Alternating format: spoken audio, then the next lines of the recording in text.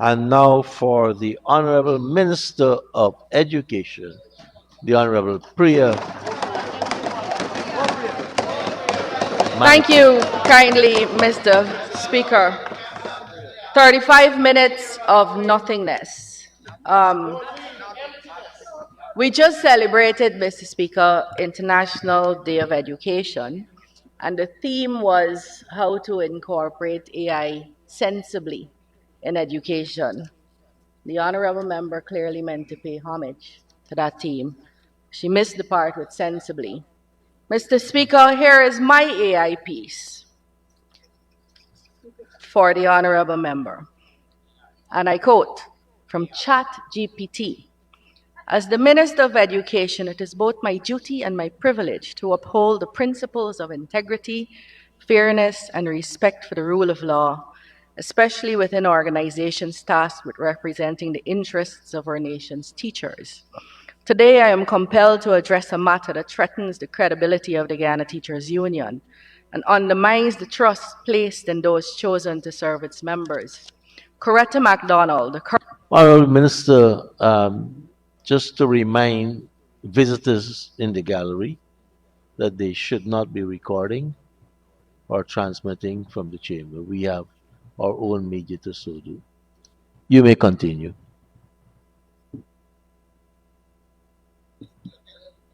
I don't see staff of the ministry recording, sir, but Minister, we can exchange again words. If I am saying and cautioning members in the gallery, you are now telling me you're not seeing them? Come on. Mr. Speaker, it's your job to caution them. I can't tell them anything. I don't.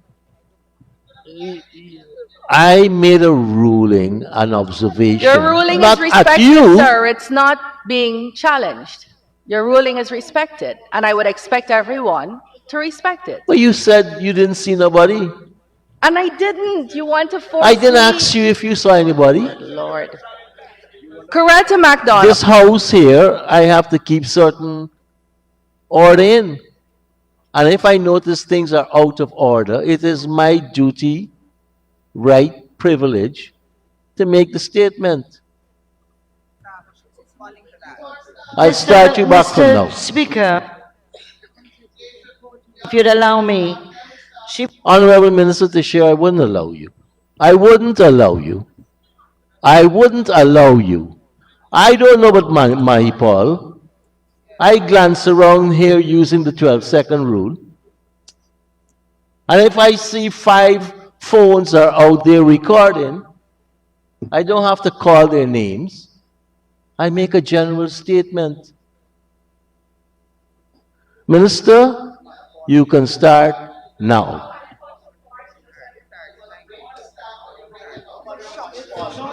Coretta MacDonald, the current General Secretary of the Ghana Teachers Union, has blatantly violated the union's constitution by continuing to hold this office despite her election as a member of parliament in 2020.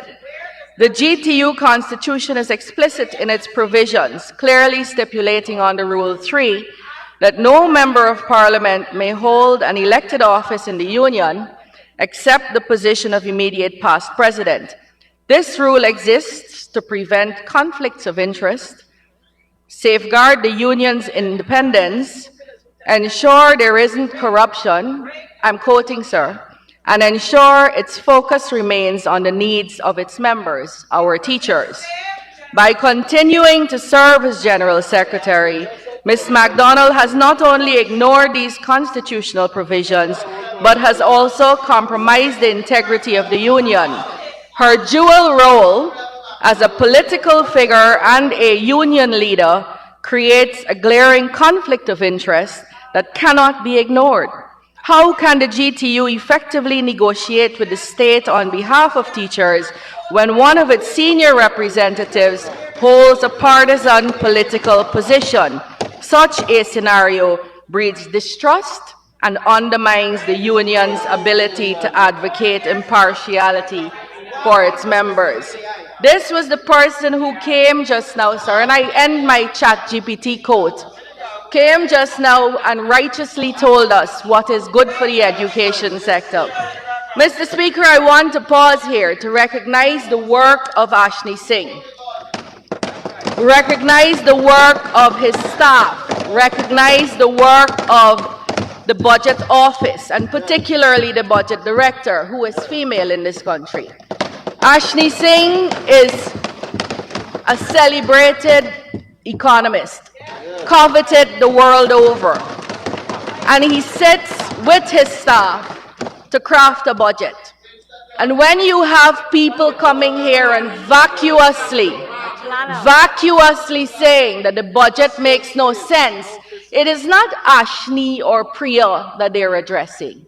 It is the hard-working staff that they claim they represent, who sit in offices as technicians and craft the needs of this country. But Mr. Speaker, let's go to what the people say. What do the people say about the budget? January 23rd,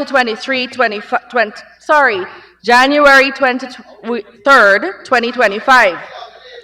The Guyana Manufacturing and Services Association is pleased to acknowledge the new measures introduced in the 2025 national budget, which promise to bring substantial benefits to employees and businesses alike. These initiatives reflect the government's commitment to addressing key concerns within the manufacturing and services sector. Let's turn the page, sir. Impressive rugby union enthused by budgetary allocation for sport. Budget 2025, a vehicle for continued growth and development, the Georgetown Chamber of Commerce. Private Sector Commission heartened, Google that one, by targeted measures in Budget 2025. A monumental step forward, the Badminton Association hails $8 billion investment in sport. Budget 2025, a game changer for sport. National Sports Commission lauds $8 billion allocation to further advance sport. Powerlifting Federation commends government. And it goes on and on and on. But, Mr. Speaker, we have to go back, because it is important that we don't let the recreators of history speak to us. December 2nd, 2016, on the APNU's budget, the Stabrook News reported the PSC, Private Sector Commission, urges government to rethink harmful VAT proposal. Harmful start with H and it end with L. Budget in December, on December 4th, 2017. Budget 2018 offers nothing for ordinary Guyanese. Economist now deceased, Ramon Gaskin. December 7, 2016. Budget adds further burdens on Guyanese. Fitug. December 2nd, 2016, budget has no good news for minors, the GGDMA and the GMWO. Budget December 1st, 2016, Stabrook News, budget measures will have negative impact on growth and economy. Ram and McCrae. November 29th, 2017. So notice, sir, this is from several years across the budgets of the APNU. Lots of concern over budget, private sector head. And he was it is a good discussion. It was a good discussion that we had, but we saw none of the recommendations in the budget. November 29, 2017, Stabrook News. Budget lacks clarity on incentive regime for private sector and job creation, City Chamber. And then let's do the better thing. Let's go to what the people say. The Stabrook News again, December 5th, 2016. Natasha Cato. As citizens, we are already taxed with so many things, even our basic necessities, food, clothing, etc. Now think about low-income families living in the rural areas. These families are oftentimes very large families. For a father or mother to provide, giving them the best they can is hard work. Salaries already being taxed big time. Light bill and electricity bills are already enough, and to put added tax on these bills means added pressure for the breadwinner of the home. Think about those persons who don't have a stable job. What did she went on, I'm saying to implement tax on water and light is just not a smart idea, especially not when Guyana is known as the land of many waters. What did Christopher Martin France say? I have to say I'm against it. I'm hard-pressed to see exactly how this proposal is supposed to help citizens. Water and electricity are basic utilities. Why tax them further? Especially when we consider the fact that the service by GPL then already leaves so much to be desired as far as reliability goes. Alexis Deodat, I think this proposal for VAT on water and light is ridiculous. They took it away from some food items, and persons thought it was all smooth sailing because the cost of living was made a little lighter for them, but now it's going to put pressure on the poor man's pocket. And they want to know why. Mr. Speaker, the PPP's budgets bring hope, bring creativity, bring innovation, bring a spark to businesses and people and humans alike. The APNU, AFC, PNC, whatever they call themselves, their budgets brought dread and fear and hopelessness. It was oppressive, and that's what the people said. That's what the people said. So, and you know, the danger to the Mahi Pauls and the Figueras and the other young ones, the honorable members, of course, the dangers of defending that kind of senselessness is why you are over there. You should have stood up at the time and told your party you are being ridiculous and hurting the poor man's pocket. But of course you didn't care because you weren't a poor man at the time. Mr. Speaker, I come to the APNU AFC manifesto of 2015-2020. And this is just education, and I'm going to do it very quickly. This is what they promised. These are the people who have all the answers for education, and they know how very important it is. We'll come to fiscal space in a minute. We will come to that. Mr. Speaker, they will develop appropriate non-monetary benefits, free land and duty-free concessions for teachers and university professors. Fail. None was given. Increase emoluments and improve working conditions for teachers. Fail. Provide an improved quality of education. Fail. Ensure equal access to education. Fail. Link education and curriculum design to Guyana's national development needs. Fail. Engage teachers and other stakeholders as active participants in the development of education in Guyana. Fail. Distinguish between male and female learning and device learning strategies accordingly with a view to reducing the male dropout rate. Fail. Establish a computer lab in every primary school and secondary school. Fail and fail. Ensure that the nutritional and transportation needs of primary and secondary students are met. Fail. Natural and agricultural sciences, math, engineering, and IT will become a major focus. Fail. Boost training and TVET so as to create businesses and jobs. Fail. Make the University of Ghana a major regional research university. Fail. Make the University of Ghana will actively seek foreign students. Fail. Seek assistance from donor countries for more educational professionals to work in Guyana for several years. They saw the speaker before me and said no thanks. Fail. Utilize the talents of the diaspora in education, training, and other areas of special needs. Fail. Mr. Speaker, that was the APNU AFC manifesto. And then they came back in 2020. And I will go to their 2020 manifesto just now. Mr. Speaker, we live in a place where information is far freer now. And the honorable member said just now, the whole ministry knows that's not true, that we monitor whose pages people like, and we tell people who they can like. The honorable member's problem is when she makes any post, she gets 5 likes, and she thinks it's because we tell people not to like it. But her posts make no sense, and that is why she gets 5 likes. She fights with a PA in the ministry daily, and the PA's post gets 200 likes, and she gets 7, and that's the complaint, really. Mr. Speaker, let's come to where we were at education, because we have to understand that. And I read from you here, sir, the 1992 World Bank report on Guyana.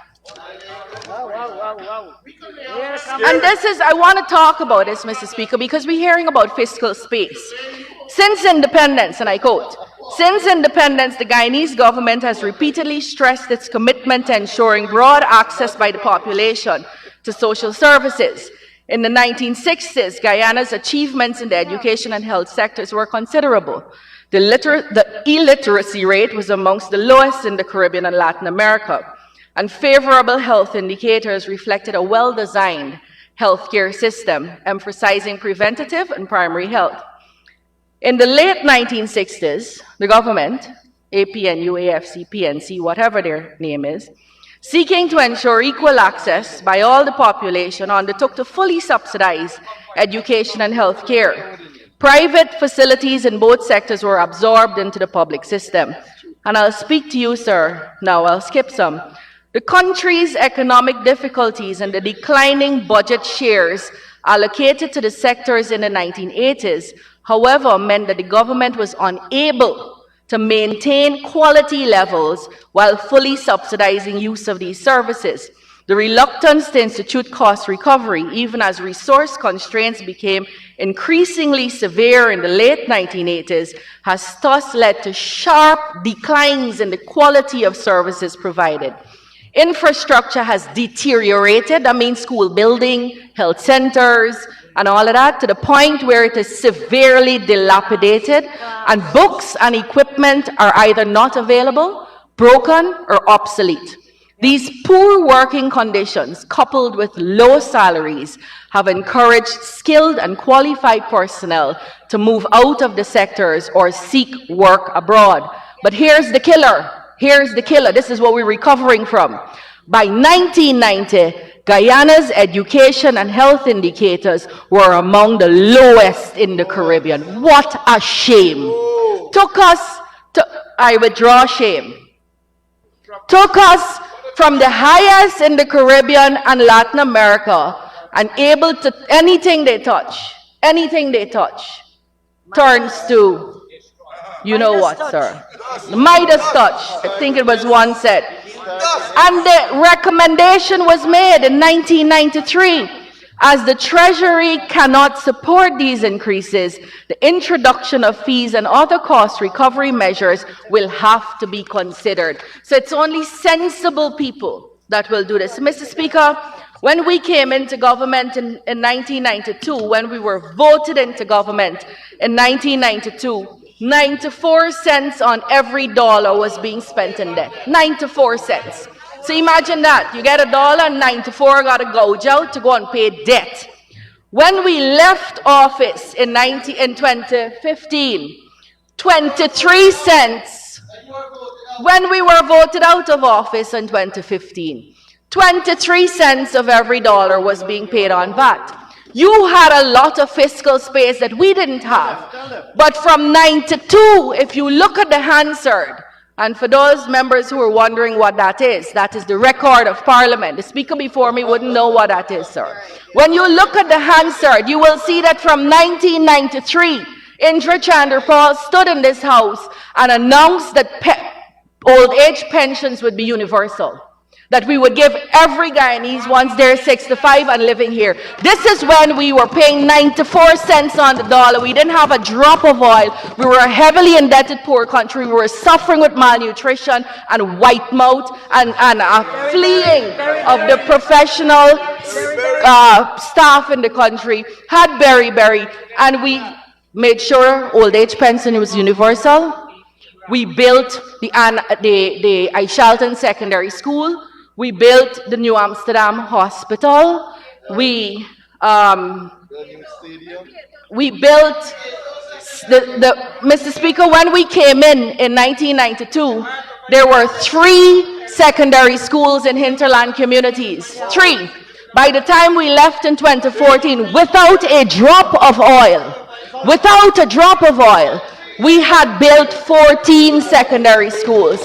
So, Mr. Speaker, it is not what you have, it's what you do with what you have. We did a lot with a little. We left them with the best. We left them with the best economic standing in post-independent Guyana, and they were unable to build not one secondary school. They were unable to build not one hospital, and they come here now and try to lecture us about good governance from a ChatGPT speech. So, Mr.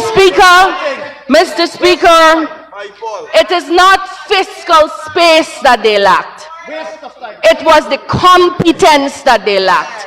The APNU, AFC, PNC, and anything else they want themselves were incompetent, are incompetent, and are unable to lift themselves from that incompetence to serve the people of this country. And Mr. Speaker,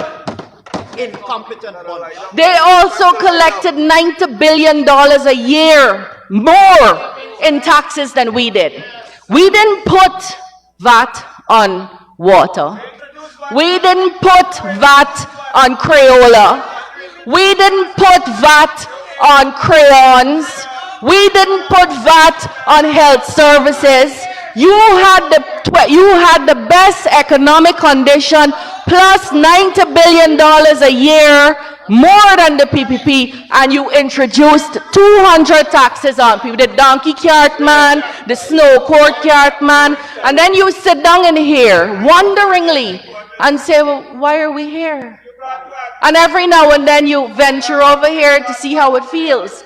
But you first have to develop a heart for service. You have to want to see people do better. So, Mr. Speaker,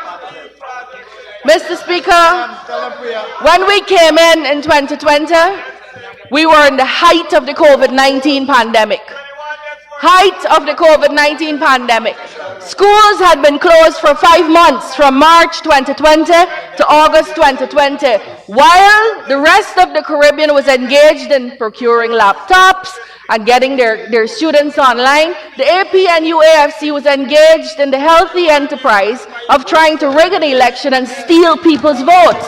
So they made no preparations for the children of this country. The children were home, the teachers were home. And then, Mr. Speaker, when we were President trying to get vaccines, Ministry of Education trying to get programs on the Learning Channel and to write worksheets and send out. This is the fear-mongering that started by the APNU AFC. Coretta MacDonald, strongly against reopening of schools. Coretta MacDonald, November 11th, confirmation of students testing positive for COVID-19 at various schools is cause for concern and highlights the fact that the reopening of schools was premature, callous, and reckless, especially schools that are fitted with dorms. Then she continues, and I won't read this, sir, because it's really not worth. It should be in a bin, it should not be in the Hansard. But Mr. Speaker, we were steadfast. We are in government, we are leaders.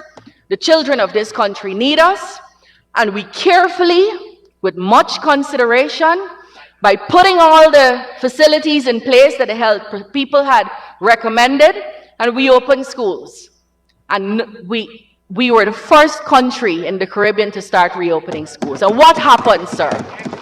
Guyana has stopped 𝐁𝐔𝐃𝐆, and 𝐃𝐄𝐁 repeatedly every year from then. That is what they were trying to take away. That is what happened when we reopened schools, Mr. Speaker. Mr. Speaker,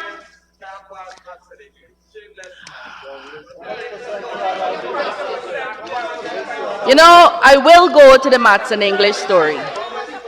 Let's go to the maths and English story, sir. And I want to be very careful here because I know that sensible people are watching me. And we should never do what you did and what we did. The PPPC will not rest until 100% of our children pass mathematics and pass English. We will not rest. But listen to this, Mr. Speaker. November 30th, 2016, Stabrook News. Only 14% of grade 6 students passed maths. You know who said this? Winston Jordan, honorable then member. Less than 50% passed English. And then we go on to say in October, a release from the Ministry of the Presidency, while not referencing the pass rate, they were hiding that, had said that the cabinet examined the unsatisfactory results as a matter of extreme urgency and grave national importance. This was November 30th, 2016. Hear what they did in November 28, 2017, again, the Stabrook News. Having recognized that 14% of the population passed, and having recognized that this is a matter of urgency, hear what they did 1 year later. He said, this is the Finance Minister, Winston Jordan. He said that it was recognizing the need for a reform of the education system that caused the government to establish a commission of inquiry. Children failing.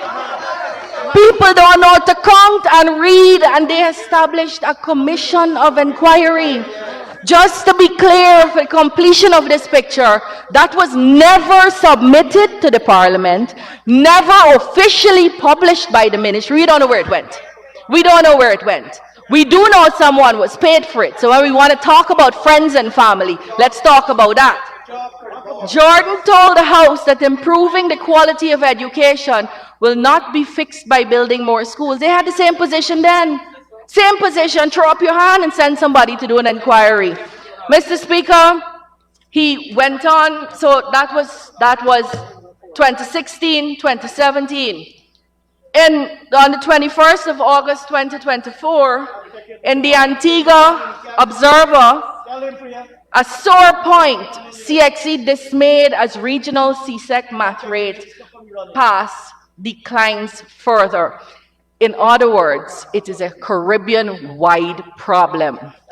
Today, Dr. Jerry Jailal, a man that we've hired to help us, we don't always agree, in fact, we often disagree, sent me an article from the Texas Monthly. Is there a better solution to our public schools math problem? That's not a Guyana problem. And if you think it is, then you're really not in tune and you don't have sense. This is not a Guyana problem.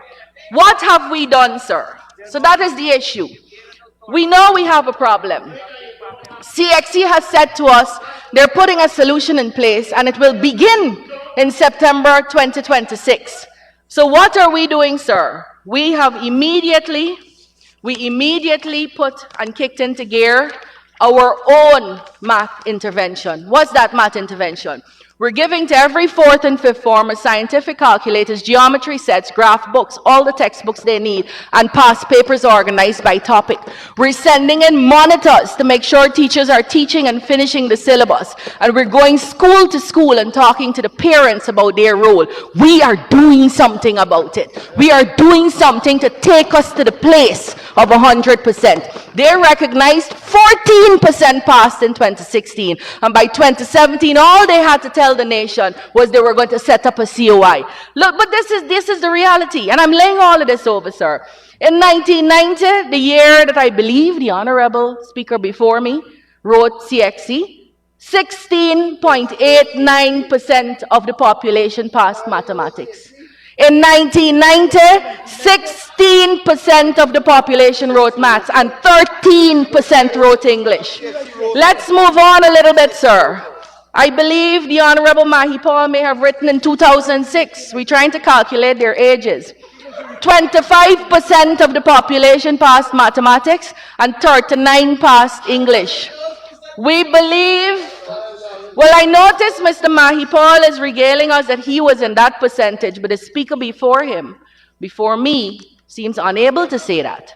Mr. Speaker, the best mathematics grade that this country ever got, save 2020, was in 2015 under my leadership in the ministry at 45%, and the best English grade was in 2024 under my leadership in the ministry at 70.84%. So, sir, we don't hide from problems, and we don't set up COIs nonsensically.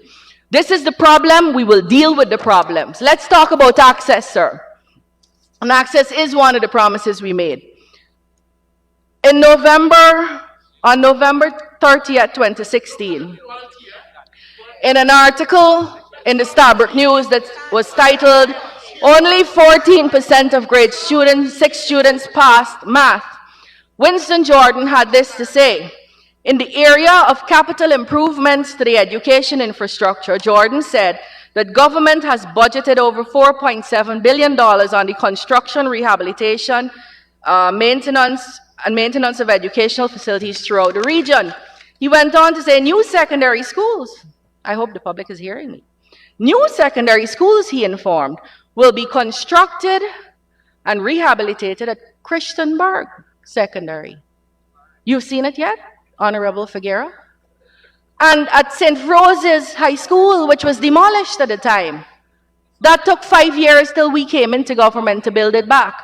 And at Good Hope and at Parfait. So this prevailing view that the Honorable Member just had, that it doesn't matter to build if you build schools, it's a view that is held philosophically by the APNU AFC. And if they were to get back in power, people cannot get schools to put their children in. Currently, sir, we have spent in the last 4 years $39 billion on infrastructure, 28 new secondary schools. And you know, I listened to my learned friend, Mr.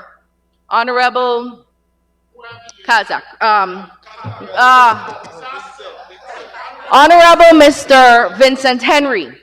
And this is what Vincent said yesterday, my dearest friend. And he said this at the podium. He said, we knew, he told this country yesterday, he said, we knew we needed schools at Karasabai and Marawanao. And we start up some classes. We said we can build a school later. Ask him if he didn't say that. We are in government, and within 2 years, we began to build a school at Karasabai, one of 7 that's going up in Region 9. Now, Mr. Speaker, I want you to hear that. For all of its existence, Region 9 has had 4 schools. They had St. Ignatius, which was built under the PNC, and then they had Anai, Sand Creek, and Aishalton, which was built under the PPP without a drop of oil, and while we were struggling as a hippie country. That's 4 schools for the entire existence, secondary schools of Region 9. We are currently building 7 schools in one 5-year term of this Irfan Ali government. So, Mr. Speaker, I want you to understand what that means, sir. She doesn't understand what it means. The Honorable squatter at the GTU, Ms. Coretta MacDonald, she doesn't understand what it is. What it means, Mr. Speaker, is that children who did not have secondary spaces to sit in, they didn't have a secondary school to go to, they didn't have a lab to go and do their science work, they didn't have a computer lab to learn their work, they're now getting schools. That's what it means. And we're no longer settling for teachers like yourself who are untrained and non-graduates. We're trying to make sure we train all the teachers and we give them the chance to become graduates at the University of Guyana. Mr. Speaker, we've built 60 nursery schools from scratch, 8 dormitories, 27 primaries.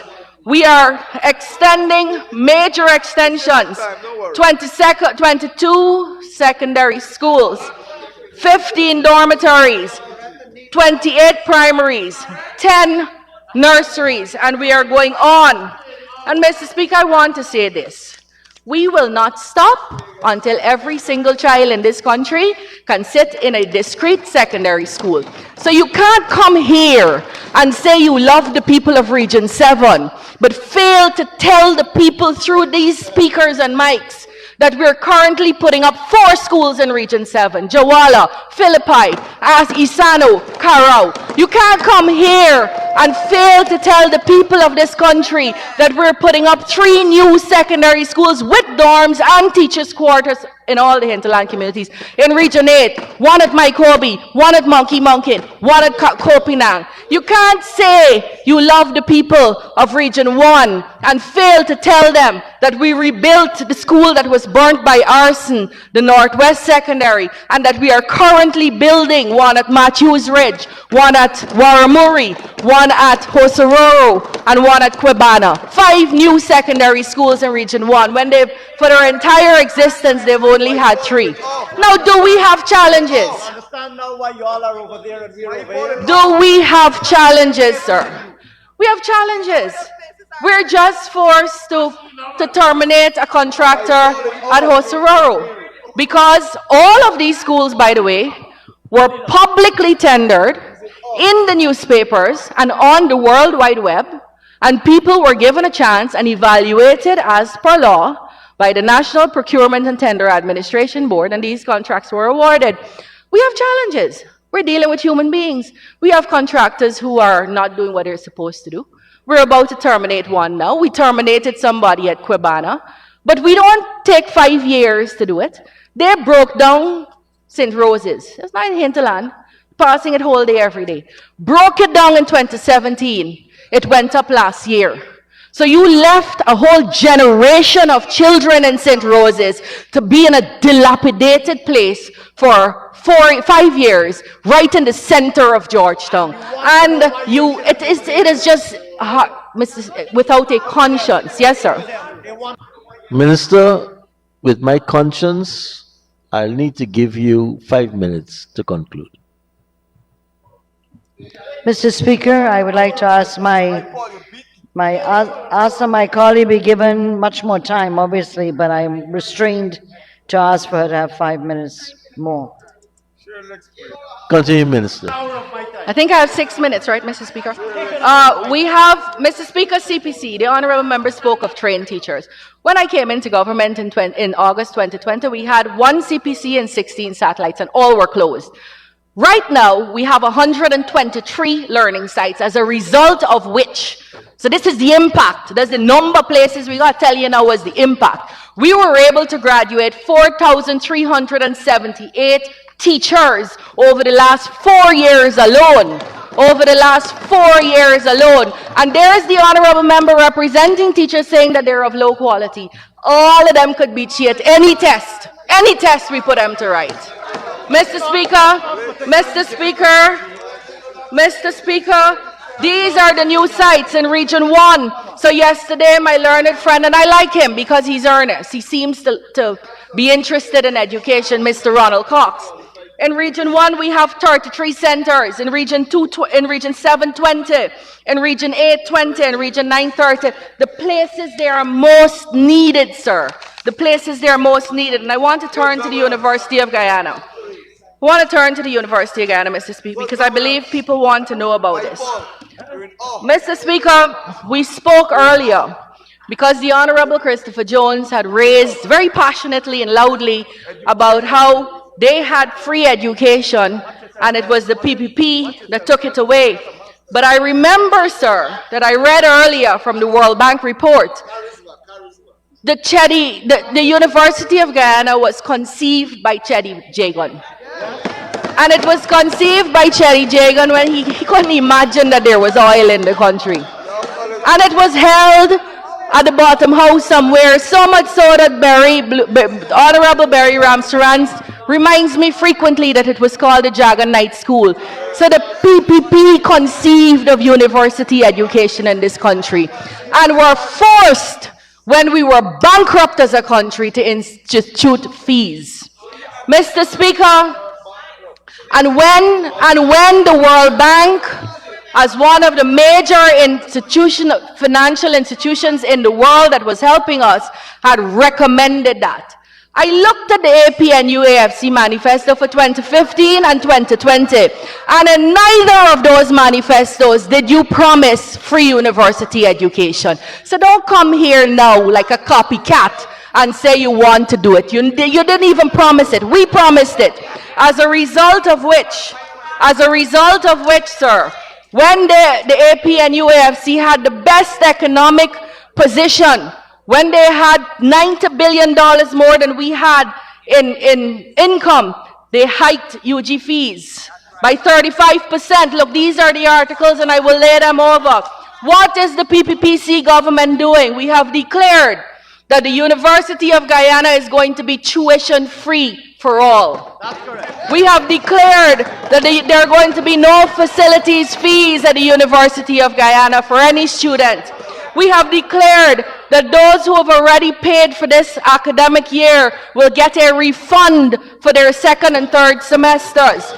Those who have outstanding fees will be forgiven of that debt. That is what the PPPC has done to advance tertiary education. And look at goal. Look at goal, sir. 29,758 scholars.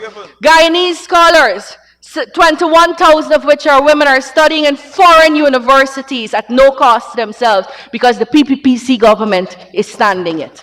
Mr. Speaker, look at GROW. GROW is for people who didn't get a chance to finish CXE for whatever reason, because they didn't have a school in their village. They didn't get a chance to finish CXE. 2,825 people are studying on GROW. And I want to tell you the story. Mr. Speaker. There's a young girl that I met a few years ago. She's from the Essequibo Coast. She went to Aurora Secondary, and she came to town in 2014 by herself, left her family. And she worked at Footsteps for 2 years. And then she started working at the Ministry of Education in 2017. She has 3 siblings. She has to keep working. She had to keep working. She couldn't stop and go to the university. Who would pay her rent? Who would feed her? So she continued working. She is going to graduate this year with a Bachelor of Business Administration in Tourism and Hospitality Management, and I couldn't be prouder. I couldn't be prouder. We're going to lose her at the Ministry of Education, and I will give her the wings to go because this is good for her. And Mr. Speaker, she works closely with me. So when we heard about discrimination, I will say this, and I will challenge you to prove me wrong. When I went into the Ministry of Education, I met a secretariat with 28 people. And all I said was, we can't keep 28 people in my secretariat. The General Secretary is going to think I'm a diva. Everybody could go to different parts of the ministry. You decide who leaves. But I didn't let go of a single person who was hired by the APNU. And they continue to be in my personal secretariat up to today. Now let's compare what you did, what the AP and UAFC did with the staff in my secretariat when I left in 2015. You fired people, you sent them into dusty corners, you changed their salary scale, and I could give you names if you want. I could give you names if you want. So that is your record, this is ours. Mr. Speaker, this year we are going to be spending more than $11 billion on the cash grant. The APNU's view, supported by the Chief Whip, my learned friend over there, and the honorable member who spoke before me, the APNU's view of the Because We Care cash grant is that it is a foolish waste of taxpayers' money.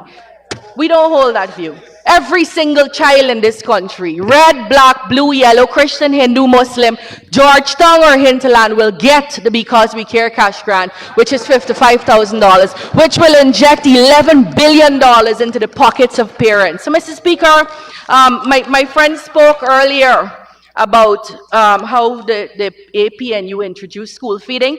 Mr. Speaker, in Region 6, 2 schools had school feeding. Now 100% of the schools have school feeding. But I will wrap up now, sir, and tell you that we've just shared out in the whole Parliament a textbook list that we've given to each child. When you come here, when members come here and say they can't support this budget, they're essentially saying to all the young people of this country, we don't want you to have free university education. When you say you can't support this budget, they're saying to parents, we will snatch again from you the Because We Care cash grant. When you say you cannot support this budget, children's breakfast. When you say you cannot support this budget, you're taking away their textbooks. When you say you cannot support this budget, you're taking away the transportation we're providing for them. When you say you cannot support the budget, you're taking away all the SEND special education needs classrooms and schools that we're currently building. When you say you can't support the budget, you're taking away the libraries from children in school. So go ahead. Go ahead and tell this nation, again, who you really are. They're listening. I thank you, sir.